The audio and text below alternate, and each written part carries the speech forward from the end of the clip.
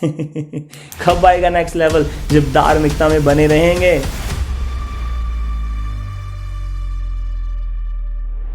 Diamond test करने वाली machine ना हो। सो बहुत सारे लोग ऐसे हैं जो बाहर से देखते हैं बहुत धर्मी हैं, बहुत बड़े हैं, बहुत प्रेयर करते हैं।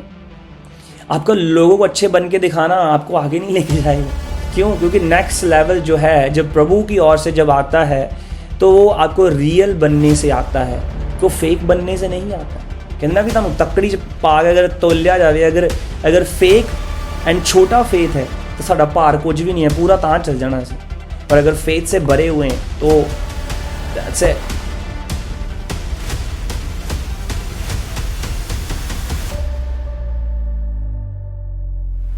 नेक्स्ट लेवल कब आएगा? जब तुम खड़े रहोगे, धार्मिकता में बने रहोगे, मौका मिलने पर भी बुरा नहीं करोगे, किसी का बुरा नहीं चाहोगे। लोग मजाक भी उड़ाएंगे, क्योंकि जो लोग नहीं कर पाते वो अक्सर उस बात का मजाक उड़ाते हैं, उस बात की खिलाफत करते हैं। सिद्ध होता जा मेरी उपस्थिति में, चलता जा, ब्लेमलेस रह, बिना दोष के रह, मेरी उपस्थिति में चलता जा, स्ट्रेट चलता जा।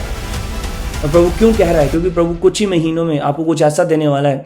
अगर तुम उपस्थिति में रहे, प्रभु की प्रेजेंस में रहे और ब्लेमलेस, बिना दोष के रहे, किसी को दोष लगाने का मौका ना मिले, ऐसे रहे, तो प्रभु क्या कहता है? फिर मैं वो कर पाऊंगा जो मैं तेरे लिए करना चाहता हूं।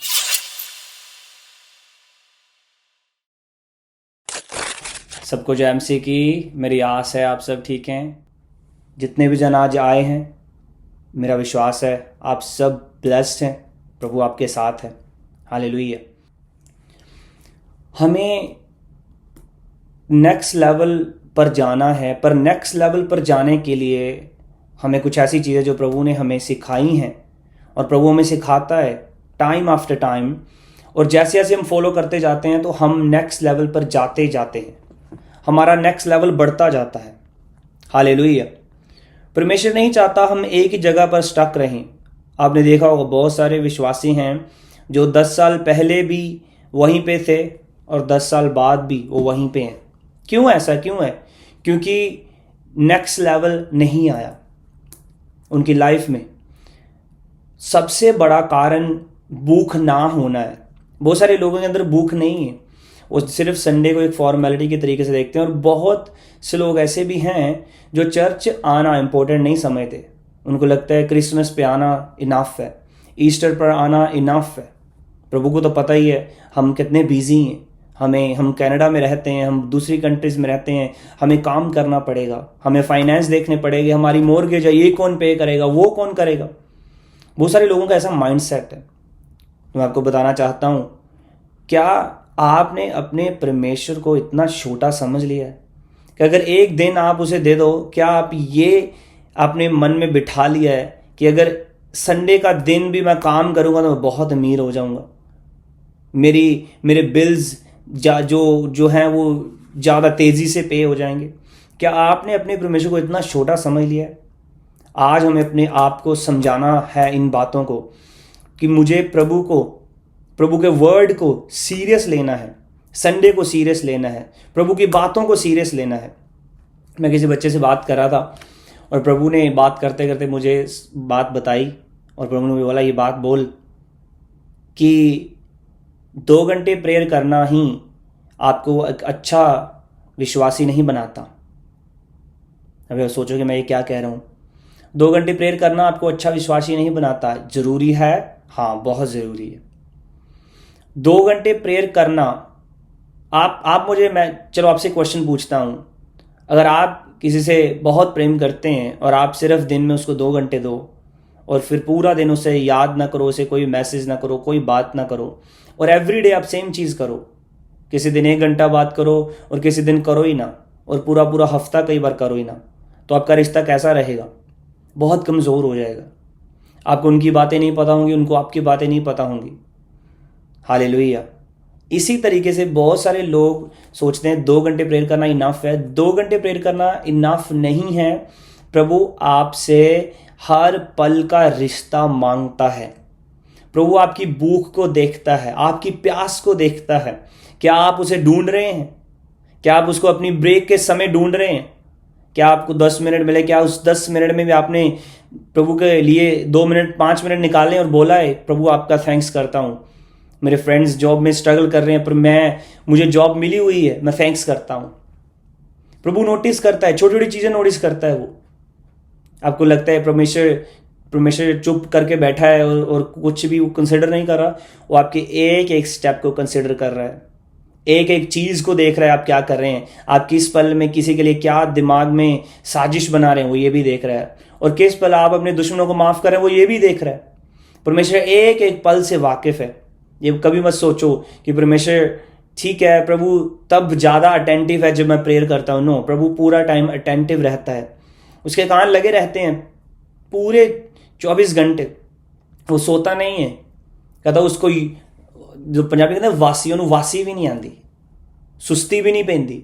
He is always looking. बहुत सारे लोग नेक्स्ट लेवल पर क्यों नहीं जा रहे, स्टक हो गए हैं, क्योंकि भूख खत्म हो गई है प्रभु के लिए। सिर्फ 1 घंटा प्रेयर की और पूरा दिन प्रभु को याद नहीं किया। प्रभु ये रिश्ता नहीं मांग रहा। प्रभु कह रहा है कि आप मुझे याद करो, हर पल में याद करो। That's what I want. हर पल, हर मूवमेंट में मुझे याद करो। That's what I want.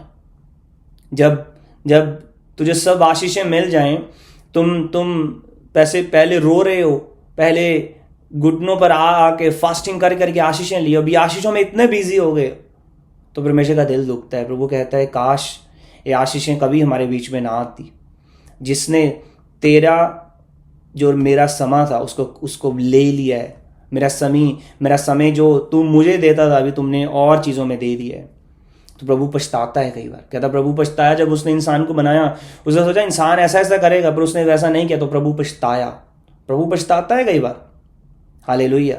Next level तब आएगा जब पहली चीज़ आप ध्यान में मन में रखोगे कि 24 घंटे प्रभु को ढूंढना है। अच्छा, 24 घंटे मतलब सोते वक्त कैसे ढूंढ सकते हैं आप? सोने से पहले प्रार्थना करके सो कि परमेश्वर सो तो रहा हूँ, पर मैं सोते सोते भी आप मुझसे बात करेंगे।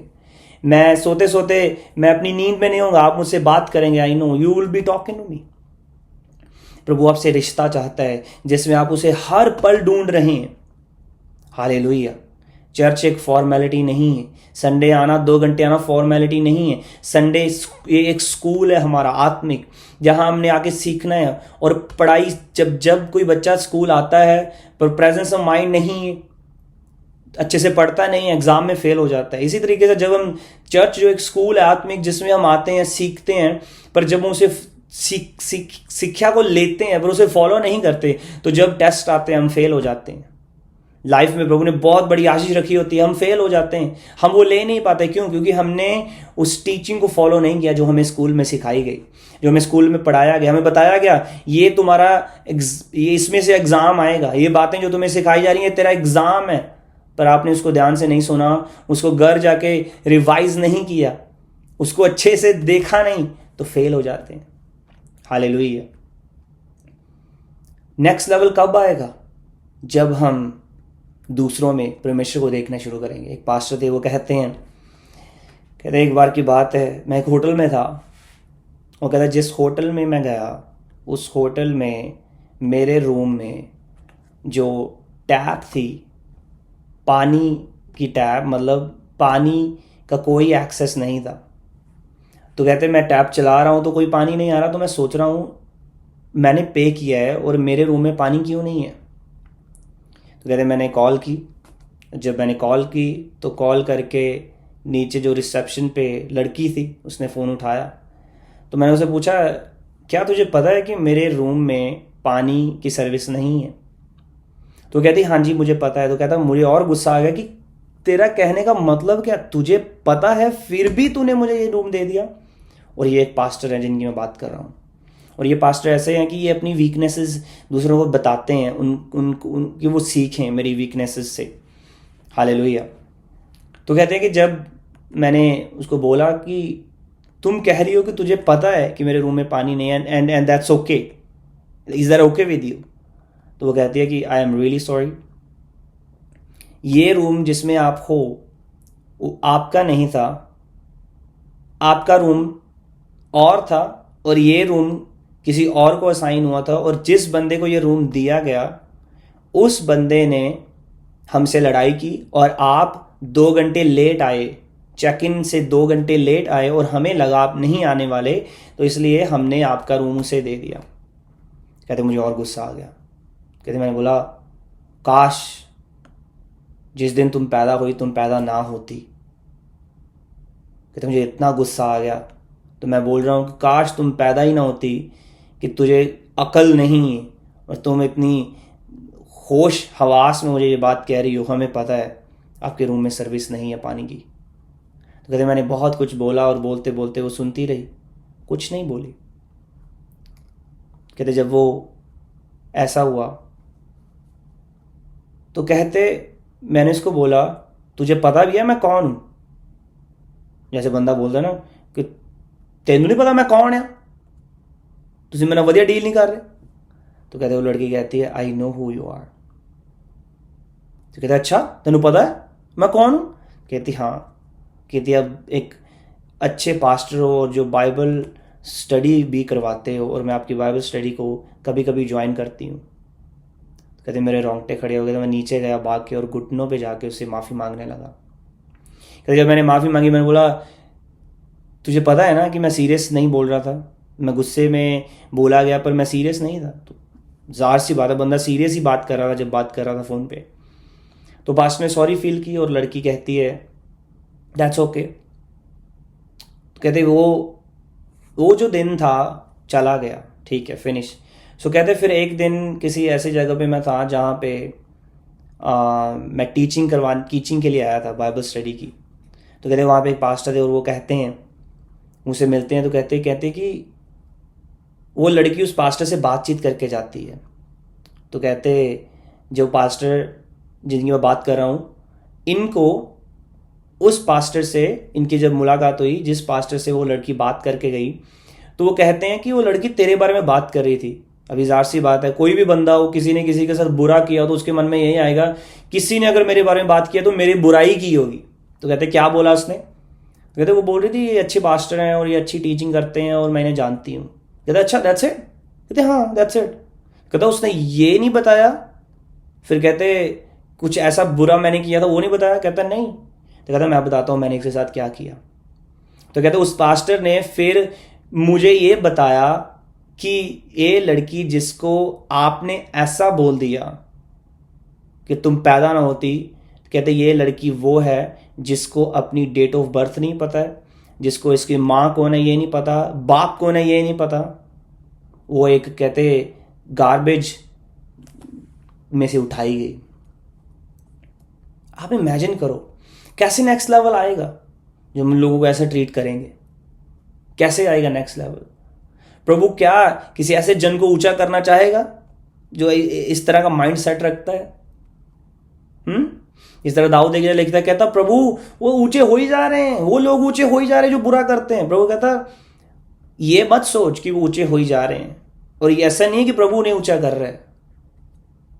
हाँ शैतान भी है, शैतान भी लोगों को ऊंचा करता है उनकी बुरी चीजों में, उनको उनकी आंखें बंद करने के लिए, धुंधला करने के लिए, ताकि उनको कभी ये ना पता चल सके कि सच्चाई क्या है। प्रभु कहता है ये उनकी ओर देख के अपने मन को उदास मत कर। कहता उनकी जो आशीष है वो कुछ पल की है, वो सदा बनी नहीं रहेगी, पर जो मैं तुझे दे रहा हूं शायद तुझे आराम से स्लोली मिल रहा है पर तेरा लंबा रहेगा। जो मैं तुझे दे रहा हूं ये लंबा चलेगा तेरे साथ, ये आशीष लंबा रहेगी तेरे साथ। कैसे आएगा नेक्स्ट लेवल? जब हम माफ नहीं कर पा रहे। कैसे आएगा नेक्स्ट लेवल? जब हम जल्दी जल्दी ट्रिगर हो जाते हैं। चलो ट्रिगर होना एक अलग बात है, और बाद में हम ऐसा मन रखते हैं कि हम कभी भी माफी नहीं मांगे और अपनी गलती कबूल नहीं करते। प्रभु को ये इस बात से सख्त नफरत है जो अपनी गलती ना माने। शौल कभी अपनी गलती नहीं मानता था। चलो शौल ने माफी मांगी भी होगी सैमुअल से, पर शौल क्या कहता है? लोगों के सामने मेरी इज्जत बननी चाहिए। दाऊद क्या कहता था कि मैंने परमेश्वर के साथ पाप किया है और मुझे परमेश्वर से अपना रिश्ता फिर से कायम करना है। कितने जन है हम में से जिन्होंने कभी गलती की और कभी फिर से रियलाइज किया कि मैंने गलती की है और माफी मांगी और वापस प्रभु की ओर परते। प्रभु क्यों ना फिर आपको ऊंचा उठाएगा जब आप ऐसी जिंदगी जी रहे हैं जो वर्ड के अकॉर्डिंग राइट है। क्यों नहीं प्रभु ऊंचा उठाएगा? क्यों नहीं नेक्स्ट लेवल आएगा? जब नेक्स्ट लेवल आता है ना, आपका जो जो स्ट्रगल है वो ओवर हो जाता है। जब नेक्स्ट लेवल आता है तो जो आपका पास्ट है, जो आपके साथ चिपका हुआ था, शर्मिंदगी चिपकी हुई थी, वो छूट जाती है, वो छोड़ पीछे रह जाती है जब नेक्स्ट लेवल आता है। जब मेरी लाइफ में नेक्स्ट लेवल आया, जब क्रूसेड पर फादर साहब ने ले हैंड किया, प्रेयर की, उन दिनों में कई बार ऐसा होता है जब नेक्स्ट लेवल आना होता है ना, बहुत स्ट्रेस आता है। कई बार इतनी इतनी बड़ी बड़ी गंदी गंदी चीजें होंगी, आप सोचोगे यार क्या चल रहा है, मतलब मैं तो कोशिश कर रहा हूं अच्छा चलने की, मैं तो कोशिश कर रहा हूं सबके साथ अच्छा रहूं, प्रेम में रहूं, सब मुझसे लड़ाई करे जा रहे हैं, सब मेरे ऊपर चिल्ला रहे हैं, कोई मुझसे अच्छे से अच्छे से बिहेव नहीं कर रहा, क्यों ऐसा हो रहा है? तो परमेश्वर कई बार आपको तैयार कर रहा होता है। और आपको पता है शैतान कुछ लोगों के पीछे ज्यादा क्यों पड़ा है? क्योंकि वो एक एंजल रह चुका है एक समय पे, और उसको आत्मिक चीजें दिखती होंगी, उसको नजर आती होंगी। इसलिए कुछ लोग हैं जिनके साथ बहुत स्वर्गदूतों की भीड़ है और जिनके ऊपर एक स्पेशल अनॉइंटिंग दिखती है और शैतान को नजर आती है। शैतान उनके खिलाफ ज्यादा होता है। अगर आपको लगे कि मेरे साथ सब बुरा क्यों करते हैं, तो आज से मेरी बात पकड़ लो। प्रभु का कुछ ऐसा प्लान है जो आज तक किसी के लिए नहीं था, इसीलिए आपके साथ कुछ अलग हो रहा है। हालेलुया। लोग कहते हैं मेरे स्ट्रगल जो हैं वो सबसे अलग हैं, किसी के साथ ऐसा नहीं होता। प्रभु कहता फिर इसका मतलब ये भी है कि जो ताज तेरे सर पे मैं रखने वाला हूं, जो मसा तेरे सर पे रखने वाला हूं, मैंने किसी को भी नहीं दिया। फिर शैतान देख सकता है, इसीलिए उन लोगों को ज्यादा तंग करता है। वो देख सकता था दानियल एक दिन ऊंचे स्थान में बैठेगा, इसीलिए उनको बार बार तंग किया। उसके जो फ्रेंड्स हैं आग में उनको फेंका गया, इसीलिए उसको पता था ये ऊंचाई में जाएंगे। शैतान नहीं छोड़ता, उसको पता है अगर ए बढ़ गया, ए बच गया, ये बहुतों को बचाएगा, ये लाखों को बचाएगा। तो फिर क्या शैतान किसी ऐसे के पीछे जाएगा जो कोई मेहनत नहीं करता, या फिर ऐसे के पीछे कि जो परमेश्वर के वर्ड में है, स्ट्रांग है, और ऐसी प्रभु ने उसको ग्रेस दे दी है जिससे वो लाखों को बचाएगा। ऑफ कोर्स शैतान उसका पीछा करेगा, उसको तोड़ने की कोशिश करेगा, उसको मारने की कोशिश करेगा, क्योंकि उसको पता है ये बहुत आगे जाएगा, जो बहुत सारे लोगों को बचा देगा, बहुत सारे लोगों को आजाद कर देगा। तो क्यों छोड़ेगा वो नहीं छोड़ेगा। पर डरना नहीं है। जब स्ट्रेस बहुत सारा बढ़ जाए, समझ लेना नेक्स्ट लेवल आने वाला है, क्योंकि शैतान को दिख गया ये। क्रूसेड के दिनों में ऐसा नहीं है किसी ने मेरे साथ बुरा किया, एक दिमाग में अलग से बोझ था। चलो बुरे की बात करते हैं। पहले दिन कुछ ऐसा हुआ जिससे मेरे माइंड ऐसे ही कि यार मैंने इस भाई को क्या बोला है, और वो भाई को ऐसे ही गुस्सा कर गया और कहता है तुसी इदा आया, तुसी उदा आया। मैं सोच रहा हूं भाई हमने तो कुछ भी नहीं किया। तो आप समझ लो अभी कि नेक्स्ट लेवल जब आना होता है तो ऐसी सिचुएशन बनती है। अगर लाइफ में आपके ऐसे स्ट्रेस आ रहा है ना, तो स्ट्रांग रहना, पाप में नहीं गिरना, खड़े रहना, क्योंकि नेक्स्ट लेवल आने वाला। जब नेक्स्ट लेवल आएगा सब बदल जाएगा, सब टोटली शिफ्ट हो जाएगा, चेंज हो जाएगा। आमीन, हालेलुया। आपको पता है अगर एक डायमंड को और एक फेक जिन्हों असली नाग कहते हैं तो एक नकली नाग, अगर दोनों को ले आओ, रियल डायमंड और फेक डायमंड को ले आओ, it's not very easy to tell the difference unless जब तक आपके पास वो डायमंड टेस्ट करने वाली मशीन ना हो। सो बहुत सारे लोग ऐसे हैं जो बाहर से देखते हैं बहुत धर्मी हैं, बहुत बड़े हैं, बहुत प्रेयर करते हैं। आपका लोगों को अच्छे बन के दिखाना आपको आगे नहीं लेके जाएगा। अगर आप ये सोचो कि मेरी ड्यूटी और आगे चले जाएगी, मेरी ड्यूटी और ऊपर जानी चाहिए, और मैं और आगे जाना चाहूं, मुझे और आगे जाना चाहिए, मेरी ड्यूटी अप होनी चाहिए, ये ड्यूटी नहीं इनफ है, मुझे इससे ऊपर वाली ड्यूटी चाहिए। तो अगर आप फेक डायमंड हैं और लोग आपको देख के ये कहें आप तो बड़े प्रेयरफुल हो, पर आपको अंदर को पता हो कि आप इतने प्रेयरफुल नहीं हैं, आप फेकनेस से भरे हैं, तो आप शायद ड्यूटी तो ले लो पर आपके अंदर कभी पीस नहीं रहेगी, आप उसको कभी परफेक्टली नहीं कर पाओगे। क्यों? क्योंकि नेक्स्ट लेवल जो है जब प्रभु की ओर से जब आता है तो वो आपको रियल बनने से आता है, आपको फेक बनने से नहीं आता है। बहुत सारे लोग क्या करते हैं, वो मुंह पे मीठे हैं, और बहुत सारे लोगों में अंदर ये आदत है दूसरों को बार बार बुरा फील करवाना। अगर कुछ गलत होगा तो उनको बार बार याद करवाएंगे, देखा तेरे नाल इदा किया, तेनू ही क्यों छड़ता, तेरे नाल इदा क्यों किया, तेरे नाल तो बड़ी माड़ी हुई है। हमें ऐसे नहीं बनना है, हमें रियल डायमंड बनना है जिसकी वैल्यू हो परमेश्वर की आंखों में जिसकी परमेश्वर देखे कि हमारा फेथ अगर छोटा है तो हम बहुत हल्के पाए जाएंगे। कहना भी तुम तकड़ी च पा के अगर तोलिया जाए, अगर फेक एंड छोटा फेथ है तो साडा भार कुछ भी नहीं है, पूरा तां चल जाना सी। पर अगर फेथ से भरे हुए हैं तो दैट्स ए हैवी होंगे, फिर वेट से भरे होंगे। हालेलुया। एक वचन पढ़ते हैं, लूका में चलते हैं, लूका चैप्टर 1 वर्स 6 में। बहुत ध्यान से सुनना और देखना कितनी गहराई है इस वचन में। लूका पहला अध्याय उसकी 6 नंबर आयत। मैं आपके साथ इसको हिंदी में पढ़ता हूं। ओके, तो कहता 5 से पढ़ते हैं, 5 से शुरू करते हैं। लूक चैप्टर 1 वर्स 5 कहता यहूदियों के राजा हेरोदेस के समय अबिया के दल में जकरिया नाम का एक याजक था। कौन? जकरिया नाम का एक याजक था, मतलब एक प्रीस्ट था, प्रीस्ट, ठीक है। और उसकी पत्नी हारून के वंश की थी जिसका नाम एलीशिबा था। जो जकरिया है और एलीशिबा है ये यूहन्ना बपतिस्मा देने वाले के आगे जाके माता पिता बने। पर अभी आप देखो ध्यान से, कहते जकरिया और उनके बारे में बता के और बाद में बोलते हैं अगली आयत में, वे दोनों परमेश्वर के सामने धर्मी थे। वो मनुष्यों के सामने धर्मी नहीं थे, वो परमेश्वर के सामने धर्मी थे। और आगे लिखता है, और प्रभु की सारी आज्ञाओं और विधियों पर निर्दोष चलने वाले थे। प्रभु के वर्ड को फॉलो करने वाले थे। मौका मिले भी वर्ड को तोड़ने का तो भी नहीं तोड़ते होंगे वो। और आगे लिखा, उनके कोई भी संतान ना थी। अभी इसको इंग्लिश में पढ़ते हैं। And they were both righteous, कहता वो दोनों राइचियस थे before God, walking in all the commandments and ordinances of the Lord blameless, but they had no child. But जब किसी की जिंदगी में बट आ जाता है ना, BUT, पर, वो बहुत धर्मी थे, पर ये बंदा बहुत प्रेयर करता है, पर जवाब अभी नहीं मिली। ये बंदा बहुत प्रभु में फेक वाली प्रेयर नहीं, रियल वाली करता है, रियल है, प्रभु के सामने रियल है, प्रभु के वर्ड को फॉलो करता है, पर अभी भी जॉब नहीं है। तो डोंट वरी, इनके पास भी कौन सी औलाद थी, पर फिर भी धर्मी थे प्रभु की आंखों में। फिर भी प्रभु के वर्ड को तोड़ा नहीं था, फॉलो किया था। आप कितनी देर तक प्रभु के साथ खड़े रहेंगे? कितनी देर तक प्रभु आपको ना ब्लेस करे? कितनी आपकी पेशेंस का लेवल है कि अगर आप कहो मैं 6 महीने तक ही वेट कर सकता हूं, तो 6 महीने में तो प्रभु फिर नहीं देगा, क्योंकि परमेश्वर चाहता है कि आप पेशेंस में बढ़ें।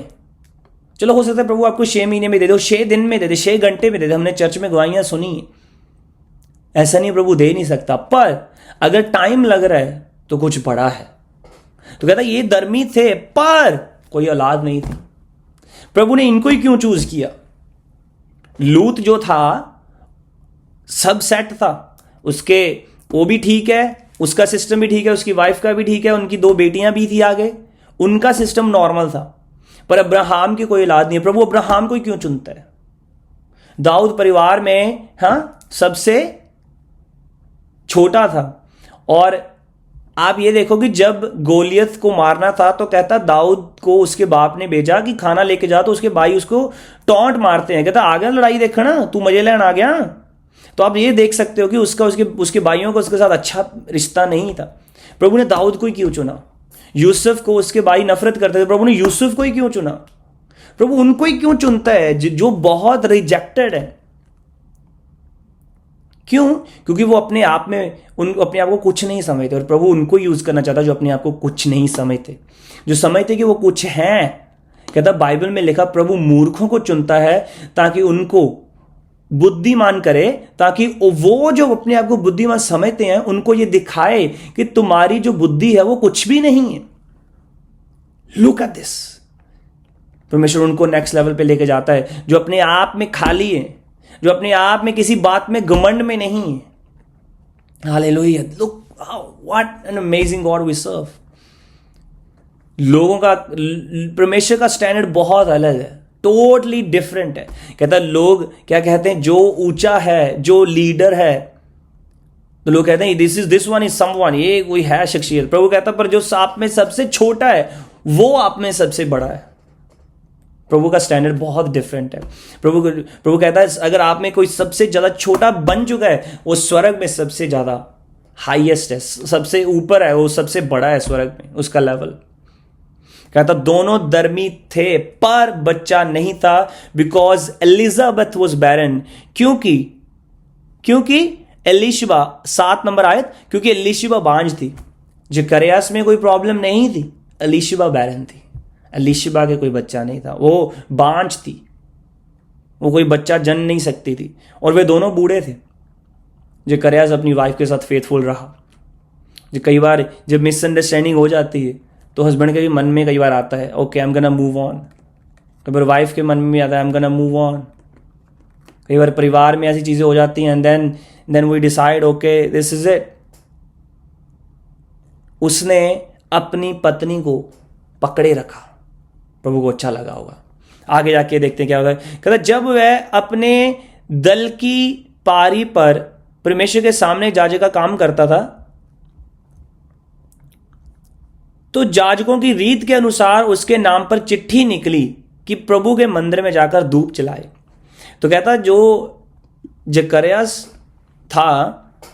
था उसके नाम की पर्ची निकली, और मैं इसकी डीप स्टडी कर रहा था तो कहते जो पर्ची थी, कुछ ऐसे प्रीस्ट हैं जिनकी कभी निकलती नहीं थी पूरी उम्र, और अगर किसी की निकलती थी तो कई बार लाइफ टाइम में एक बार निकलती थी। इमेजिन करो कितने साल निकल गए और वो बूढ़े हो गए हैं, एंड देन प्रभु डिसाइड करता है अभी इसकी पर्ची निकालता हूं, इसको ला देता हूं। वो प्रभु के साथ फेथफुल है। हालेलुया।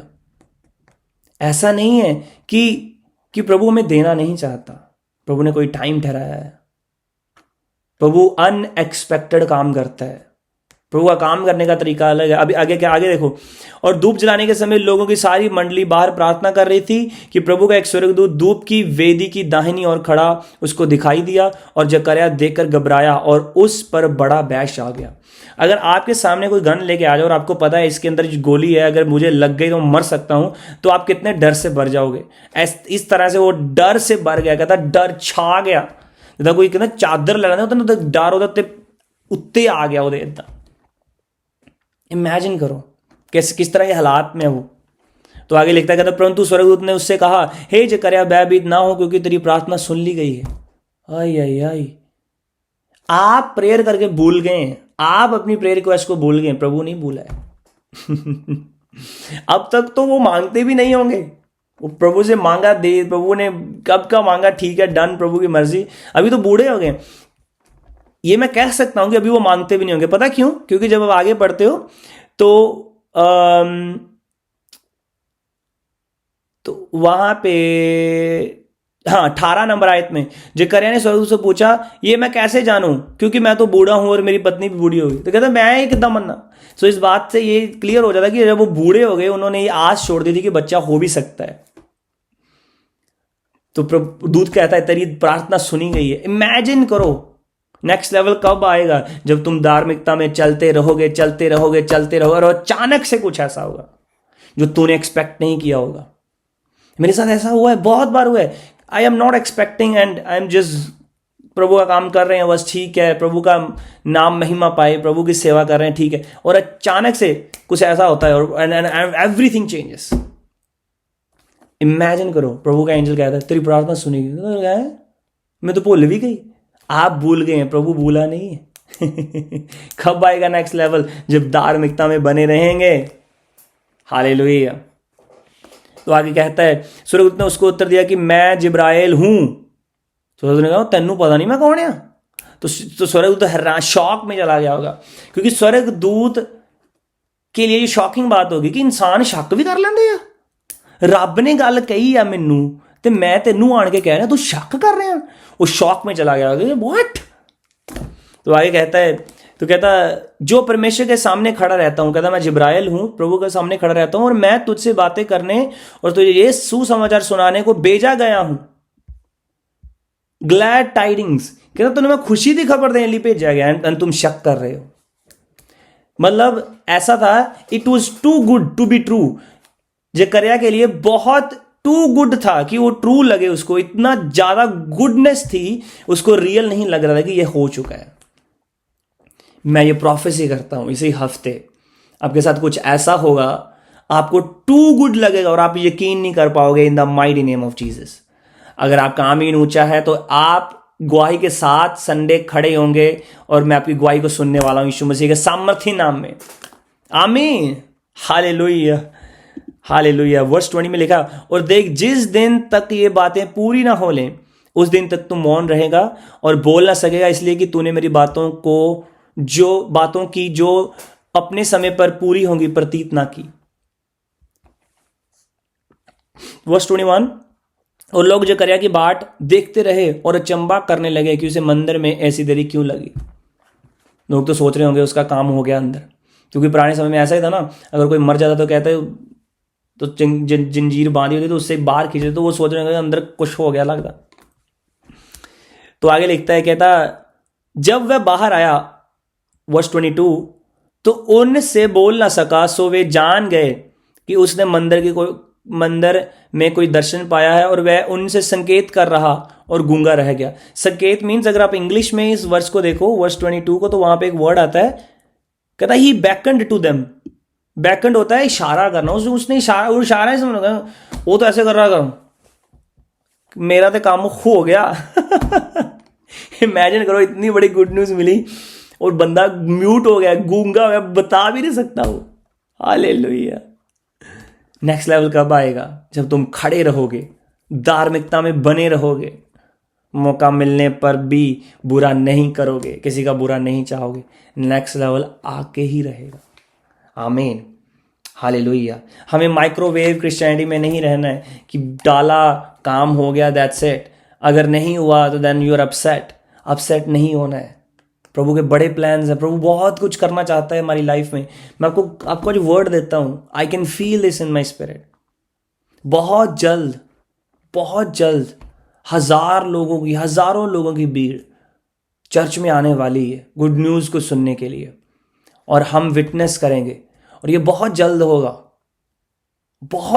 हम भी शौक होने वाले हैं, हम भी इसी तरीके से हैरान होने वाले हैं, हमें भी टू गुड लगेगा, हमें यकीन नहीं होगा अपनी आंखों में, ऐसा होने वाला जल्दी यीशु मसीह के नाम में। आमीन, हालेलुया। ऐसा क्यों है कि हम अच्छा करते करते थक जाते हैं, पर बुरा करते करते कभी नहीं थकते? क्योंकि बुरा करना इजी है, क्योंकि हम फ्लैश में हैं, और अच्छा करना मुश्किल है, क्योंकि अच्छा करना रेयर है और बुरा करना एवरीवेयर है। सो जो एवरीवेयर है वो इजी है, क्योंकि सब कर रहे हैं और हम सब में वन है, कॉमन है, ये मिक्स हो चुके हैं। पर जब हम अच्छा करेंगे, बुरा करना कॉमन है, पर जब हम अच्छा करेंगे तो हम सबसे अलग देखेंगे, और जब सबसे अलग देखेंगे तो लोग बुरा भी बोलेंगे, लोग मजाक भी उड़ाएंगे, क्योंकि जो लोग नहीं कर पाते वो अक्सर उस बात का मजाक उड़ाते हैं, उस बात की खिलाफत करते हैं। हालेलुया। लोग हीलिंग की खिलाफत करते हैं क्योंकि हीलिंग कर नहीं पा रहे हैं, डिलीवरेंस की खिलाफत करते डिलीवरेंस कर नहीं पा रहे हैं। क्या प्रभु नहीं चाहता वो करें? प्रभु चाहता है वो करें, पर खिलाफत करें क्योंकि वो हो नहीं रहा है।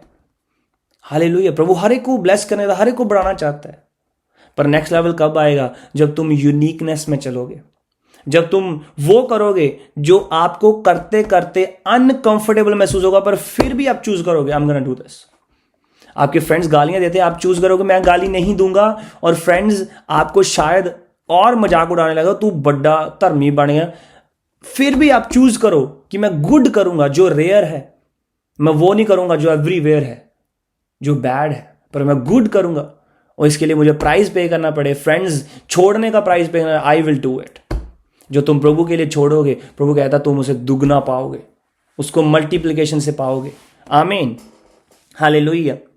बने रहने से नेक्स्ट लेवल आता है, कंसिस्टेंसी से अनॉइंटिंग बढ़ती है।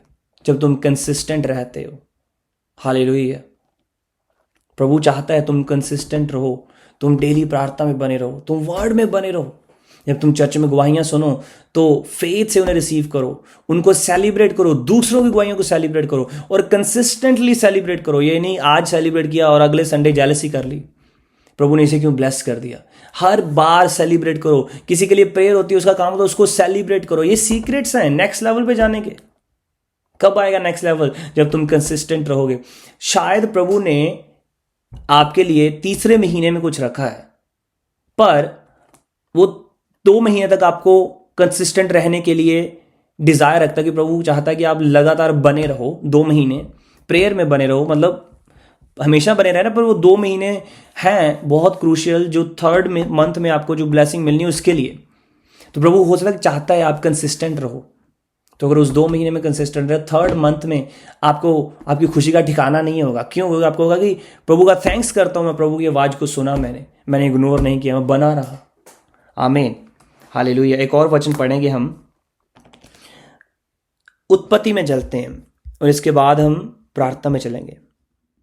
उत्पत्ति 1 उसकी उत्पत्ति 17, जेनेसिस चैप्टर 17 वर्स 1 से पढ़ लेते हैं। तो ध्यान से देखना क्या होता है। जब अब्राहम 99 वर्ष का हो गया तब यहोवा ने उसको दर्शन देकर कहा कि मैं सर्वशक्तिमान ईश्वर हूं, मेरी उपस्थिति में चल और सिद्ध होता जा। प्रभु ने क्या कहा? उसके कितनी एज में? 99 ईयर्स ऑफ एज हो गई है। तो प्रभु उसको दर्शन देके कहता है मैं सर्वशक्तिमान परमेश्वर हूं और मैं तुझसे ये कहता हूं मेरी उपस्थिति में चल और सिद्ध होता जा।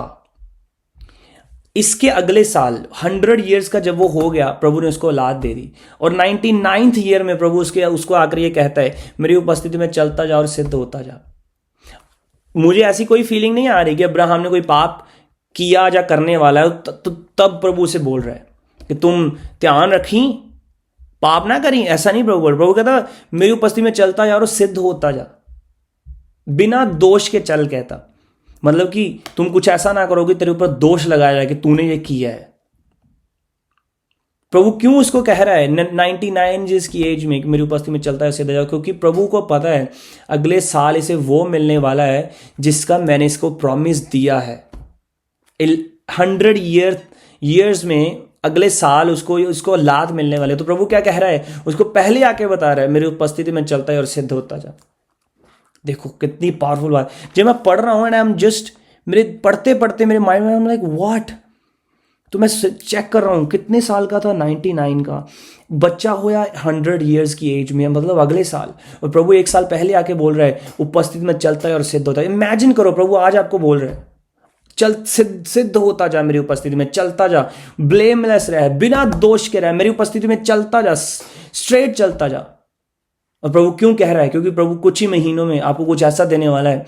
अगर तुम उपस्थिति में रहे, प्रभु की प्रेजेंस में रहे और ब्लेमलेस, बिना दोष के रहे, किसी को दोष लगाने का मौका ना मिले, ऐसे रहे, तो प्रभु क्या कहता है? फिर मैं कर पाऊंगा जो मैं तेरे लिए करना चाहता हूं। परमेश्वर आपकी लाइन नहीं क्रॉस करेगा, प्रभु आपकी फ्री विल को नहीं क्रॉस करेगा। प्रभु आपकी इच्छा देखता है, आप क्या चूज करते हैं। प्रभु का काम है आपको बताना क्या करना है, आपकी काम है आपको उसको फॉलो करना। जैसे मैंने शुरू में बताया था, स्कूल में अगर हम नहीं सीखेंगे, हम उसको फॉलो नहीं करेंगे, तो एग्जाम जब टेस्ट आएगा फेल हो जाएंगे। पर अगर उसको फॉलो करेंगे, टेस्ट में पास हो जाएंगे, तो फिर सबसे बड़ी गवाही के साथ चर्च में खड़े होंगे। आमीन। प्रभु कह रहा है अब्राहम को मेरी उपस्थिति में चलता है और सिद्ध होता है। आगे कहता है मैं तेरे साथ वाचा बांधूंगा, तेरे वंश को अत्यंत ही बढ़ाऊंगा। 3 नंबर आयत, तब अब्राहम मुंह के बल गिरा और परमेश्वर उससे यूं बातें कहता गया। अब्राहम मुंह के बल गिरा और वो प्रभु उसको प्रोफेसीज दे रहा है, प्रॉमिसेस दे रहा है।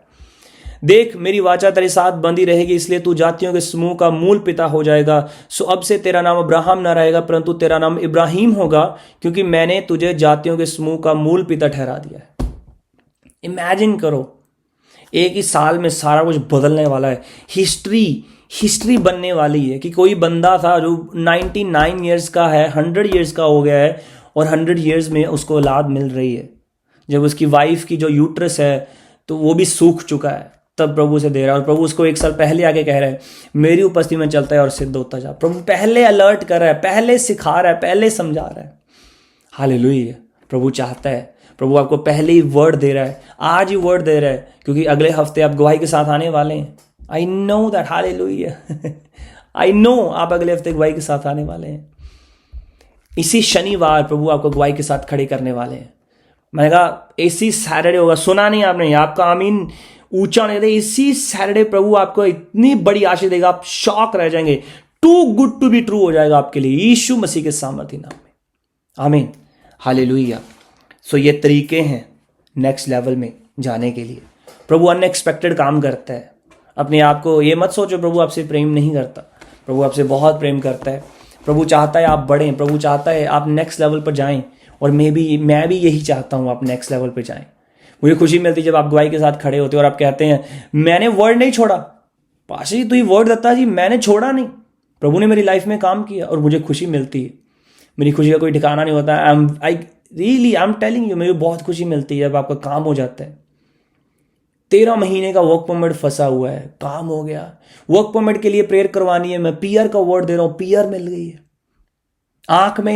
आंख च दाना है, प्रेयर किसी और के लिए हो रही है, आंख में पिंपल है, कोई और रिसीव कर रहा है, उसका काम हो गया। इमेजिन करो, इट्स ऑल, अगर तुम फॉलो कर लो, दैट्स इट, फॉलो करना आपका काम है। हालेलुया। चलो आप प्रार्थना में